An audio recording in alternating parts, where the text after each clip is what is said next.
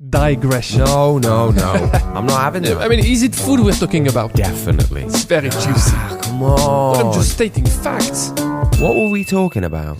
What's up, guys? Salut. My name is Alex, and I make food videos on YouTube. Hello, I'm Josh, and I edit Alex's videos. Hey, Josh, how are you? I'm good, man. How are you doing? I'm all good, man. I've got a maybe a controversial subject to chat with you about today. Okay. I'm all about the teasers. Yeah. Okay. So, in the Mother Sauces series that we made last year, end of year last year, 2 episodes were about dipping my toes into the Michelin star restaurant scene. They let you get into the paddling pool. You just got your feet in there. You were with the other toddlers. I was trying to swimming in the paddling pool. That's Yeah. definitely me. But so it went like this.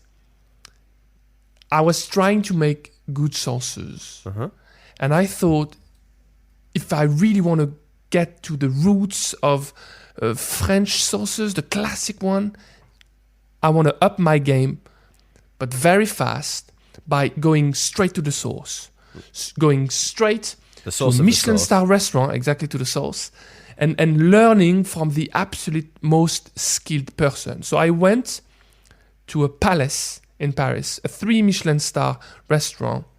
I went to these guys and I asked them to educate me with sauces. Mm-hmm. That's what they did. They've been extremely helpful.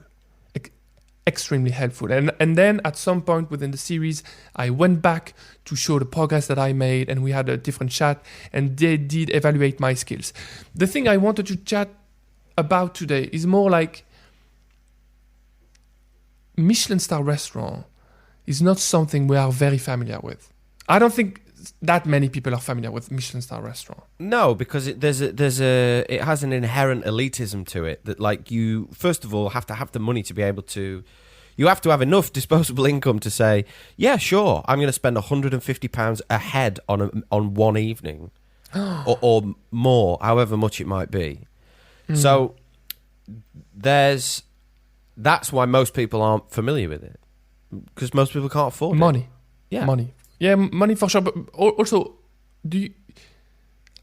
I don't think I would be put off by the decor, by the scenery, by having multiple waiters, trying to be as nice, as kind, as helpful as possible. This is, for some people, I know that some people would be put off or annoyed. I wouldn't be annoyed. It's just like, it's not my cup of tea, but I think I'm okay with this. Here's the other thing. Look, I see why you've brought this subject up, because there's definitely an aversion in me to that element of cooking. It's not that I don't like it. I just don't feel that it's. So, for example, like you said, if I'm in the dining room from the Michelin star place that you'd gone to in Paris, if I'm sat there, I'm not feeling comfortable, I don't think. Despite the fact that everybody there is waiting on me hand and foot to try and, make sure that I've got everything that I need and everything that I could possibly want, that's the exact thing that's making me feel uncomfortable. I'd be wanting to say... Why? Because I don't want to feel like there's a divide between me and the waiting staff. Like, I don't want it to be like they're, serving me as if I'm some sort of medieval king. I'm like, look, just chill out. Stop. You don't have to be so attentive. Like, it's cool. I almost to the point that actually sometimes there's a place that I go in Leeds, which is where I live, a Thai place, and they've got a little stand where you go up and you get your own water. And I actually quite like that, because it's like, I can do that without having to bother the waiting staff. I can see that they're busy. I can see that they've got stuff to do. I don't want to burden them with more stuff. I kind of like a very informal eating atmosphere. And the more formal something is, the more I feel out of place almost. It's like, I feel like I shouldn't be here. And if that's what I feel about that environment, it ain't going to be an enjoyable place to eat. I've noticed a few things about what you said. You said you wouldn't feel comfortable that much. So you're implying something that makes sense to me as well. You have to feel comfortable to properly enjoy your meal. Is that the case? Yes. There's no enjoyment to be made unless you feel comfortable.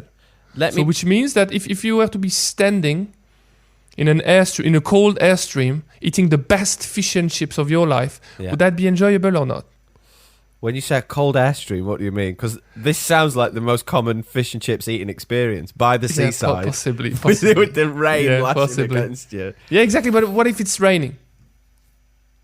If the experience is not comfortable, I think I can still enjoy a meal. Maybe you were more referring to the ambience, the atmosphere, the tension between people. Look, we're going out for a meal, okay? So, where we're going? Just please.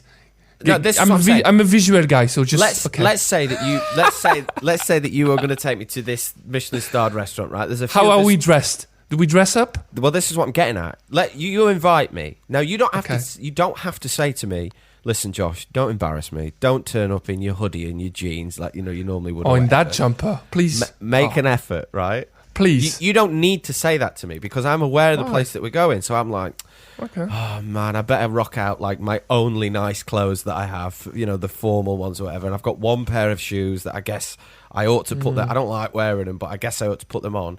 And then you get to the thing and you're worried about, you don't want to be too loud. You don't want to be too brash. You don't want to get too drunk. You don't want to do anything that's too out of place because there's all this etiquette in place and everyone's being so polite and so nice. And you have to think, like there's never a point where you can really let loose. And it gets to a thing where I'm sort of thinking, are we having dinner or is this a theatre performance? Because I feel like I'm having to perform in a certain way that isn't me.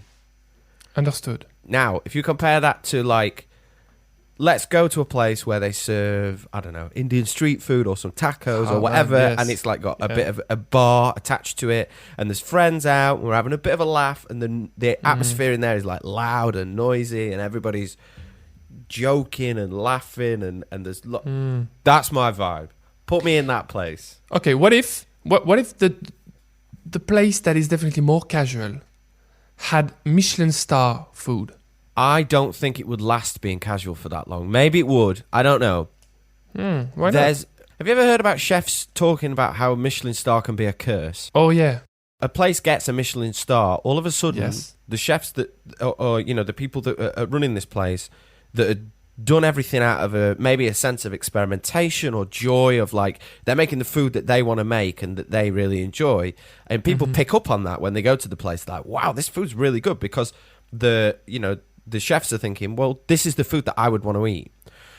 You slap a Michelin star on that, and all of a sudden they start thinking, oh man, we've got to make sure that we keep that Michelin star. What do people want to eat? And as soon as it goes around that way, well, then, you kind of get into dangerous territory. If you're always trying to please rather than do what you think is the right thing. You can't guess what people want. You have to do what you think is right. Exactly. And adapt sort of to people. Yeah, I see you. I mean, hasn't the Michelin Guide awarded a few street food vendors in the world? I think there's a guy who makes noodle somewhere who has like a Michelin star.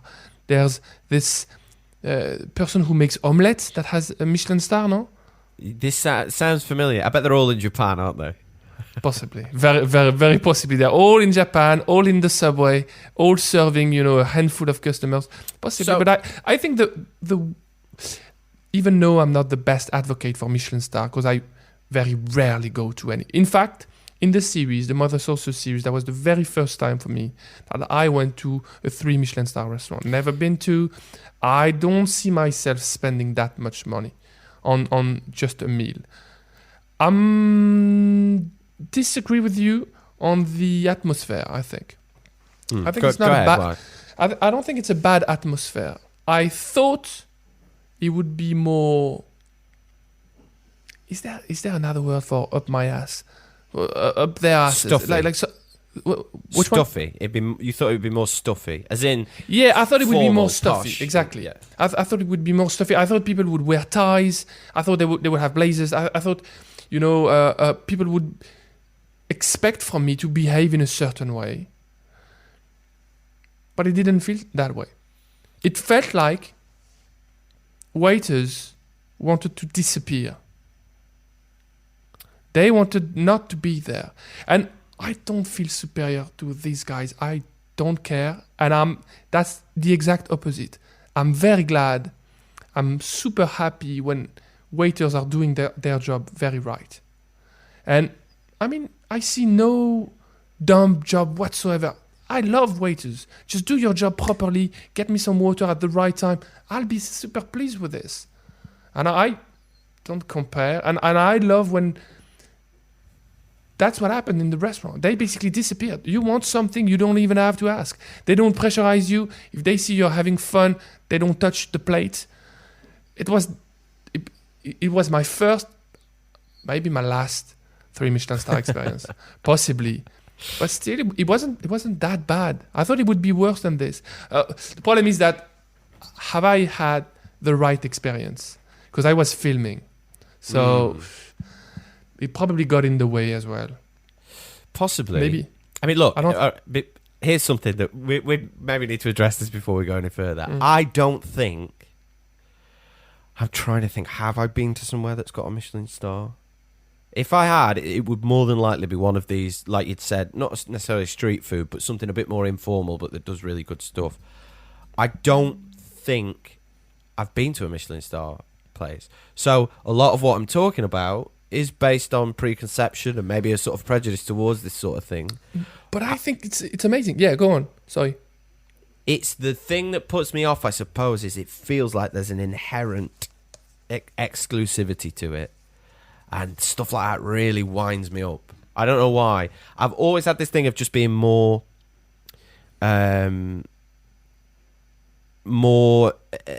interested in, like, for example, okay, here's something that this might relate to. I love Italian food, right? I really love Italian food. And they often refer to a lot of their food as cucina povera, right? The food of the poor, right? Yes. So simple food done right is what I'm interested in most of the time. How do you take the simple thing and make something delicious out of it? Am I. That's where my main interest in food lies. Now, I'm not saying that there aren't Michelin star restaurants that do that sort of thing, but I think my preconception is it's all about, caviar and truffle. Everything's got truffles on it. I'm not saying that this is what it is. I'm saying this is my preconception. Yeah. I think that would be such a cheap 3 Michelin star restaurant that would use these to work. I don't see. It has. I mean, I've got some reserve on this because yes, the product they use are expensive for sure. They make this type of stock. They will add some truffle shavings on this specific dish, and they won't go overboard. Yeah, it's not going to be. They will never. I can't see. I mean, I might be wrong, but I can't see a 3 Michelin star restaurant covering their steak in gold leaf, where many restaurants in different places in the world, to appear, to seem like places of luxury, they would do that. Yeah, and it's just gross. It's vulgar. That's the thing, I think. Maybe this is the thing. When I think of Michelin star restaurants, I put it in the same box as like wearing a Rolex, driving a Porsche, all this stuff that I'm like, that's not my world. I'm not part of that, and I don't want to be. Like, understood, and it makes absolute sense. And that's why also I mentioned these Michelin star restaurants in Japan or in Southeast Asia, which were granted with a Michelin star. And I thought, finally.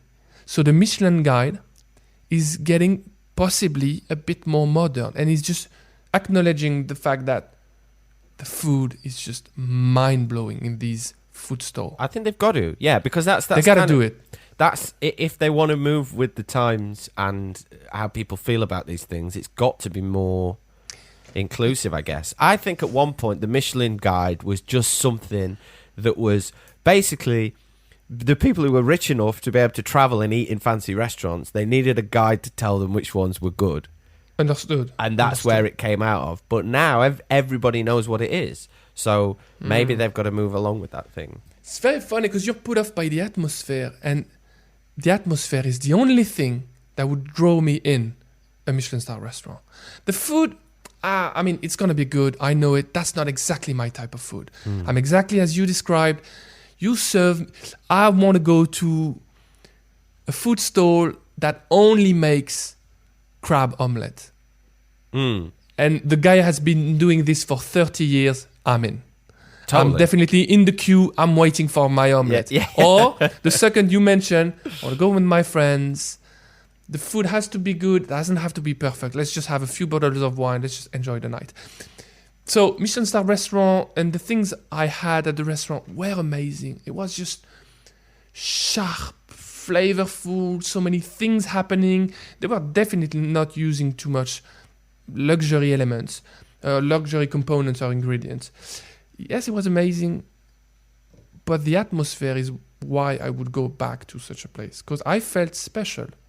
I didn't feel like I was a rich guy. I don't care about these at all. But if you take care of me as a customer, I enjoy this.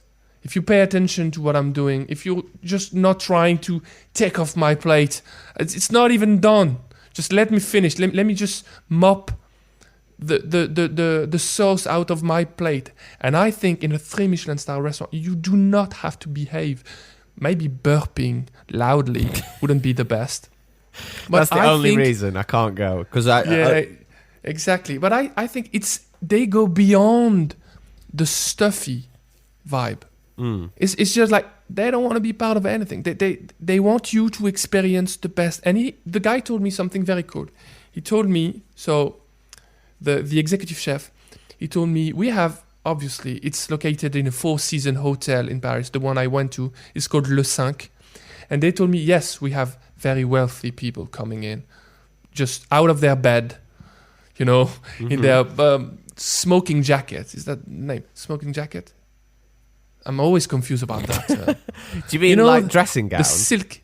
Yeah, exactly. Oh, the smoking jacket. Okay, yeah. Smoking jacket. They're just getting out of their room, slightly dizzy from the night last night, and they're having a brunch, a super expensive brunch in the 3 Michelin star restaurant. Yes, we have these guys, but also we have, for example, couples who are celebrating their 50-year anniversary. Yeah, it's a real one-off night out for them. And they told me when we have these guys, we take obviously like as much care of them as the other guy, if not more, because we know it's special. We know they are investing money basically to dine in, so we want the experience to be magical for them. I see no harm when it goes this way. I see plenty harm when luxury is the answer to how to make a restaurant good. So that's where I stand in all this. And the only experience I had with a Michelin star restaurant before that, because I never went to a 3 Michelin star, but I went to a 1 Michelin star restaurant, I think a few years ago, probably 5 years ago. And it was a very casual restaurant. Casual is probably a bit much, but still it was casual. I get what you're saying. Yeah. Well, yeah. There was a fireplace. There were different rooms. The room was quite loud. People were chatting, having drinks. And when we came in, and it can definitely happen in different restaurants, but it happened in this one. We were in just a tad early for the reservation. Mm-hmm. And they told us, why don't you sit right here on the couch? There's a fireplace. And we were sitting having a chat, and the waiter came by us and offered a few drinks. It wasn't even about money. Mm. We didn't pay for these ones. Free of charge. So I thought they just want us to have a memorable night, I think. Mm-hmm. And it wasn't fancy, it wasn't bling, it was just like the food wasn't amazing. I'm sorry, because I have to spit that out. The food was just too small for me. I'm not a big eater, but just like, come on, there's not enough food on the plate. You left feeling hungry. You got a McDonald's on the way home, didn't you? Yeah, exactly. So that's the only thing that keep me from going back to such a place. But I really enjoyed the interaction I had with everyone. They were really trying to do their job right. And this is something I've been missing in many restaurants. Just be nice, take care of the customer. I'm still a customer. I might not be the easiest customer out there, but just it's all a game. I'm not superior to anyone. You're not. Just play the game. And I feel like these guys are still playing the game. I don't know Well, if I'm conveying the right vibe. I get what you mean, I suppose, but also there's a bit like, I don't want to be playing a game. I want to have a nice evening.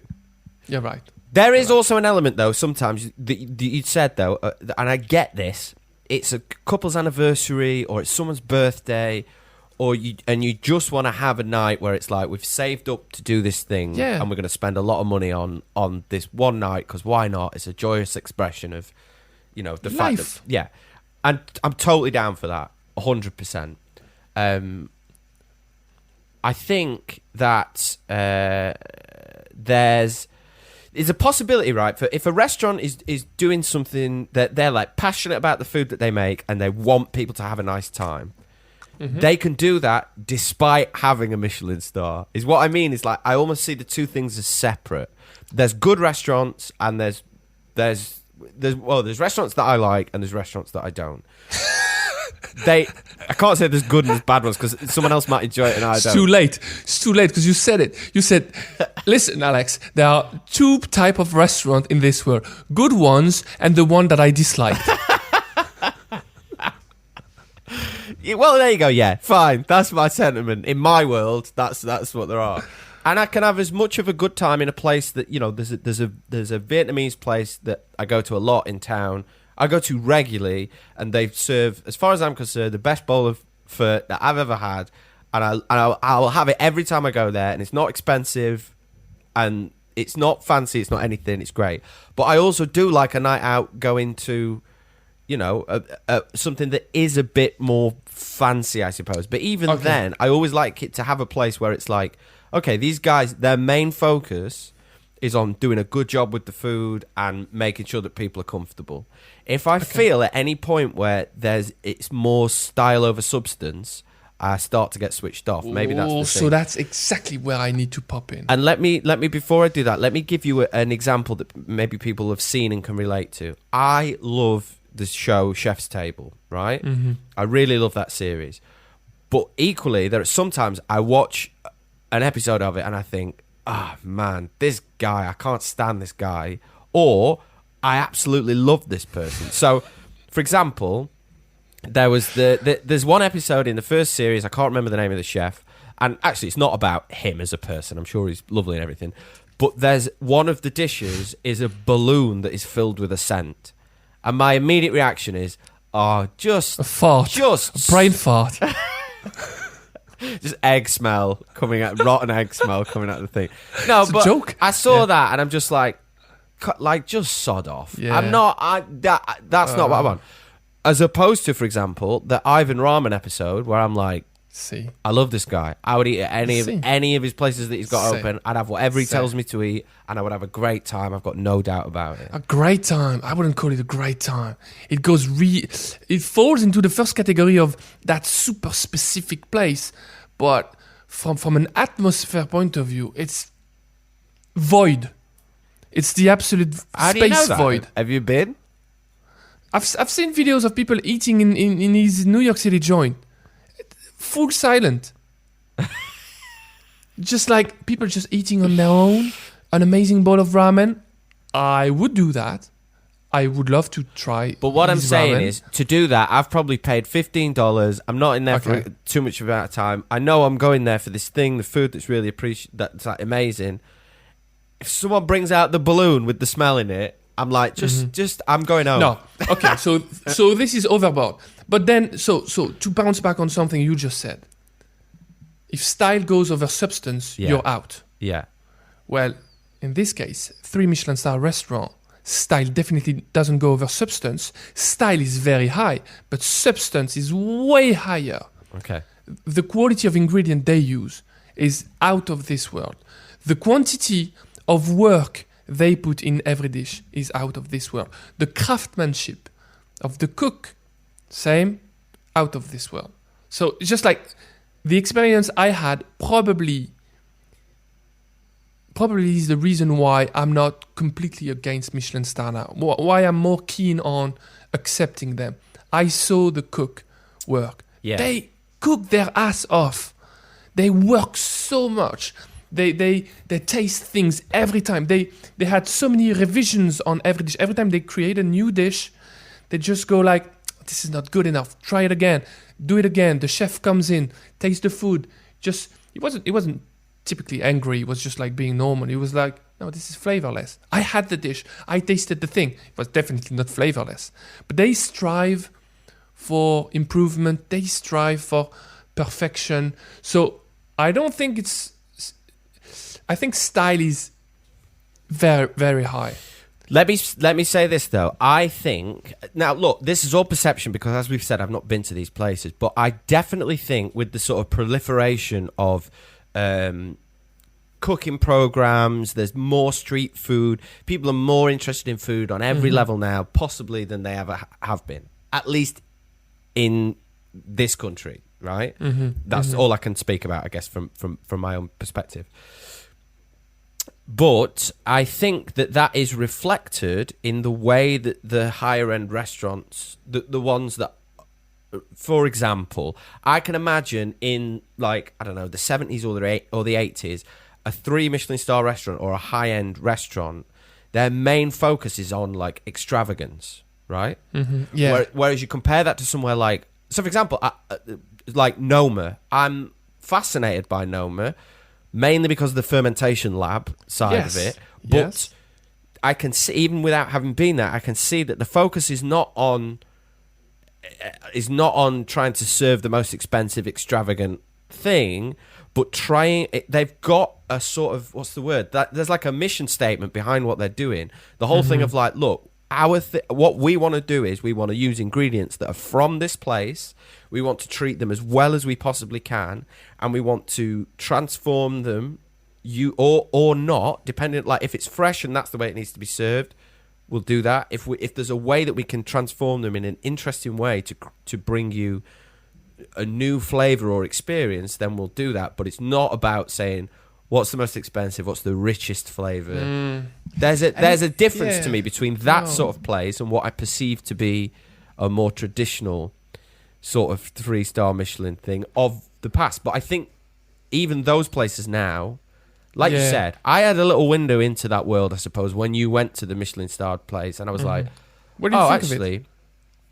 It was interesting, and there was lots of things in there. Like, for example, here's the thing, I saw lots of comments on the video whilst you were stood talking to the camera, and people were like, oh, they use, I can't remember what the name of the blender was. It was like, oh, they use a Blendtec or they use a Vitamix or whatever it was. There was some blender in the background that's like a home blender thing. They were like, they use these in a Michelin star restaurant. And I kind of like that because I was like, well, if it's the thing that gets the job done and they've found an innovative use for it, why not you? It's not like you're cheating. Do you know what I mean? I think there's this thing of like everything has to be tradition and done in this way and using these things. People want magic somehow, so they expected something they'd never heard of. And I think people don't go to the behind the scenes. You don't go behind the curtains usually in a restaurant. So I think it contributed a lot to my experience of this Michelin star restaurant. I was eating inside the kitchen. Yeah, which is the absolute best for me. Yeah, and that actually what I was saying about the problem with the atmosphere of the sort of dining room thing, that would alleviate that for me. But it wouldn't have alleviated the fact that all the dishes were quite posh. True. It was like some sort of a but here's super exotic shrimp sliced in half with a foamy mayo on top. Every doneness is spot on. Well, this is the thing, though. If I can see it being cooked, and I can see actually the ingredients that we're starting with, yes, they're expensive or whatever, but I can see these are things that I could obtain, some of these ingredients, but the thing that makes it so good is they've cooked it to perfection in a way that kind of deconstructs it a bit for me. Like, I don't want the magic and I don't know what this is. I almost want to know, okay, so all you've done is prepared it simply, but it tastes absolutely delicious. To me, that's more magical than, whoa, what's this weird coloured blob on a plate? The fart you brought earlier on. I just keep balloon, thinking about this. I thought that is something I could be eating at Noma. A fermentation fart, somehow. I'm thinking Noma must have at least 2 stars, if not 3. Well, it was the best restaurant in the world for a few years. Yes, but you know, that's another problem with Michelin Guide. It's a French thing in the first place. Noma has been awarded best restaurant in the world, but it's a classification, a chart made by another organism. So why is one better than the other? No, I'm okay with this. I'm absolutely fine with this. I'm just saying they might be outside of the Michelin realm somehow. So maybe they can behave the way they want. Maybe Michelin is still a bit stuck on the old-fashioned, well, it needs to be a dining experience, it needs to be this, it needs to be that, where they could be more about just, no, it needs to be exceptional, spectacular. That's the end of it. Yeah. And also, just, if I can ask a final question about all this. Go on. It's more personal. It's more personal. Okay, go ahead. Because I can see that you've got reserves. I got to stick up my arse about this particular subject. And I feel like maybe unstick it, because why not go on the rooftop of a hotel, of a 5-star hotel, and have a tail of lobster and a glass of champagne? Why would you not be allowed to enjoy this once in a blue moon? It would be fun to smoke. I don't smoke, but to smoke a cigar, have a piece of lobster, just. Why not? Just life's too short. Let's do it once. Let's have some fun. You know, I'm not saying I would. As we say in French, let's fart in silk bed sheets. That's how we say it. I guess this was what I'm getting at. It's that there's a feeling of out of placeness. It is a fart in some silk bed sheets, but why not? It's just like, it's not gonna be. All right. If we were to find, okay, I convince a Michelin star restaurant in Dubai, like. Proper luxury, gold leaf steaks and tail lobster and caviar on top of a Wagyu beef nonsense, to have us for a night as we are filming something meaningful nearby. Would you come with me, or would you just I'm not going to say no to it. Here's the thing. I'm fully willing to have that experience as long as you pay for it. That's all I ask. You pay for it. You take me to this place. You can wine and dine me. We can have a lovely evening. Well, I was hoping against a little Instagram post or something, we could have at least a discount. Yeah, maybe. Okay. We'll see if they're into that. If they serve gold leaf steaks, they're definitely going to be interested in media exposure. And I get this is rubbish. So look, here's an ingredient that I feel encapsulates my feeling about Michelin-starred restaurants. I don't feel like I've ever seen one where there isn't some sort of dish with shaved truffles on the top. And it seems to just be a kind of, it's like even if the dish doesn't need it, there's no point for it whatsoever, everything has to have shaved truffles on the top of it. At some point, I guess. At some point. And the thing that annoys me about that is, it's not like I get turned off by that, because I'm like, it's just a plaster for sort of, you know, a lack of effort or something. An excuse. And the annoying thing is, it like now I have an association with truffles that I'm kind of turned off by. However, I do think they're a magical ingredient. But if I wanted to enjoy them, the way that I would want to enjoy them would be... Go on. I'd want to get some old truffle hunter guy, expert, right, out in the woods somewhere, maybe in France, maybe in northern Italy. Maybe in Italy. Yeah, maybe in northern Italy somewhere. Okay. Take out into the woods with their trained dog or their pig or whatever. We go out, find some truffles, unearth them, you know. Oh, wow. Find the whole story. Magical underground mushrooms that have got this, you know, heavenly scent, this mysterious thing. We've brought with us a little camping stove. A little mist. Always a bit of mist. There's a deer just off in the distance. Look at this. Shush, Alex. And then it's scared off by the sound of me starting up the gas camping stove. Yeah, not bad. Get the pan on, few eggs in there. Organic. I mean, not even organic. They come from the farm. I brought a chicken with me. It's just it's laid them just for me, just then. You just hear 2 eggs come out. I just pop them into the pan. You know, shave a little bit of truffle onto the top of that. Or with your Opinel knife, your pocket knife. Just slice. Slightly rough. Maybe not as thin as you would do them with a mandolin, but doesn't matter. Just that experience. There's your Michelin star experience. That's the luxury. I agree with this. I agree so much with this. And this, when you tell this story, it just reminds me of something the Michelin star chef told me. The second episode couldn't be hosted at the restaurant because of COVID-19. Yeah.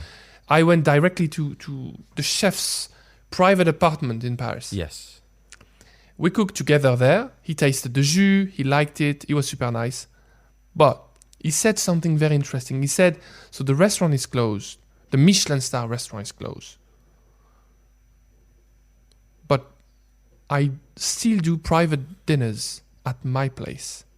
Because he told me something very cool. He said, you see all these guys, the super extra crazy rich people who go to Four Seasons and just head down to the 5 restaurants or the 3 Michelin star restaurants. These guys, with all their money,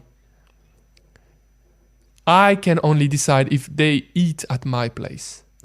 That is extreme luxury for them. Because that is something they can't, money can't buy this. It. Yeah, there we go. Exactly as you said. Money can't buy the experience of being in the wood with Gennaro Contaldo, digging up these mushrooms and cooking them up on the stove. Having a little pleasure. Look, a piggy found a truffle in the ground. That's amazing. I love it.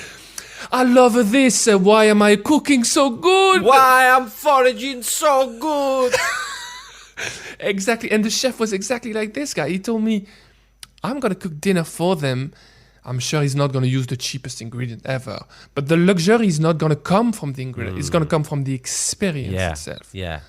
And when he told me this, I was like, he's not a bad chef, this one. Yeah. He understood something. He gets it then. He gets the... I think he's so. He's not lost the spark of what's really magical and true and important about food. Even though he's running a 3 Michelin star restaurant... Exactly. He's not been fooled by the gold leaf and the truffle and the caviar. He still understands where the real magic in food is. I think so. I think he would be walking with us in the woods. This guy. And he'd be excited as well. Oh, 100%. You can see that in his eyes. His eyes just, it triggers something. They spark when he's talking about food or a little jus.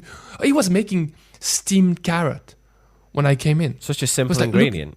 Yeah, he told me, no, these are amazing carrots. Look at, this is my lunch. Can I use your jus to just brighten up the dish? He's a simple guy. Yeah, for sure.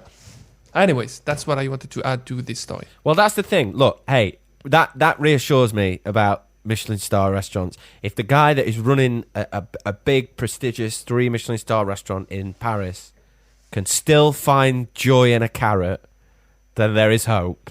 I'm all right with that. Yeah! Cool, man. Let's the record state. You've said this. Yes. That you're going to take me to Dubai to eat at the most expensive restaurant there. I said, if we were... Okay, all right. No. I mean, I'm pretty sure that what the exact words that you said were, when are we going to go to the most expensive restaurant in Dubai? So I'm glad you've said that. I'm going to hold you to it. I can't wait.